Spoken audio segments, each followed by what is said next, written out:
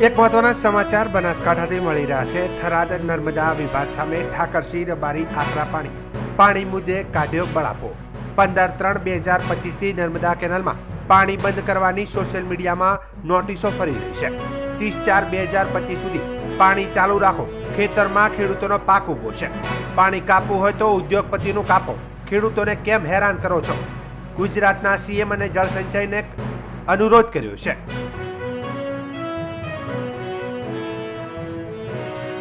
જય કિસાન। નર્મદા વિભાગની છેલ્લા 2 દિવસથી ગ્રુપોમાં નોટિસ ફરી રહી છે।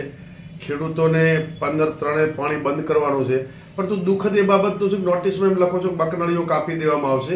હવે જે કાપવાનું છે એ ઉદ્યોગપતિઓનો કાપો ને ખેડૂતો ઉપર જેમ નબળો ધણી બૈરી ઉપર સૂરો એમ વારંવાર ખેડૂતોને જેમ કહો છો કે નળીઓ કાપી નાખવામાં આવશે, 15/3થી ઉઠાવી લીધો મશીન। એટલે નર્મદા વિભાગને પણ કહું છું ને, ગુજરાતના મુખ્યમંત્રી, સિંચાઈ મંત્રી અને અહીંના તમામ આગેવાનોને વિનંતી કરું છું કે અત્યારે ખેતરોમાં રાયડું, જીરું, પિયત કરેલા છે અને એ પિયત હાલ ખેડૂતોના પશુધન પણ ત્યાં ખેતરોમાં છે। એટલે રાજ્ય સરકારના મુખ્યમંત્રીને વિનંતી કરું છું કે આપ એપ્રિલ મહિનાની 30 તારીખ સુધી પાણી ચાલુ રાખો, ખેડૂતોની વેદના સમજો, એવી રાજ્યના મુખ્યમંત્રી અને જે તે વિભાગના નર્મદા વિભાગના મંત્રીશ્રી અને અહીંના સ્થાનિક આગેવાનોને પણ કહું છું કે 30મી એપ્રિલ સુધી ખેડૂતો પોતાનો પાક પાકી ગયો છે, પણ 1 મહિનો હજુ પણ લોકો ખેતરોમાં રહે, એમના ઢોરોને પાણી પીવા માટે, લોકોને પીવા માટે એપ્રિલ મહિના સુધી રાખો એવી વિનંતી કરું છું।